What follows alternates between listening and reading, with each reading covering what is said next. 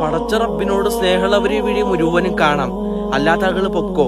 എന്തെന്ന് പറഞ്ഞാൽ ഹബീബായ റസൂലുള്ളാഹി സ്വല്ലല്ലാഹു അലൈഹി വസല്ലമ തങ്ങൾ പറയുകയായിരുന്നു ആയിഷ ബീബിയോട്, നീ ഒന്നും രാത്രി കിടക്കുന്ന സമയത്ത് ഒരു ഖതം ഓതി കിടക്കണം.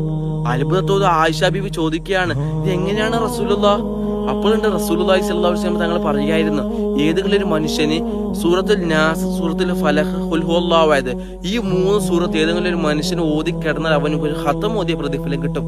ഈ സൂറത്ത് നമ്മൾക്ക് എല്ലാവർക്കും അറിയുന്നൊരു സൂറത്താണല്ലേ. ഇൻഷാ അല്ലാഹ് മാക്സിമം നമ്മൾ ഓതിക്കെടുക്കാൻ ശ്രമിക്കുക.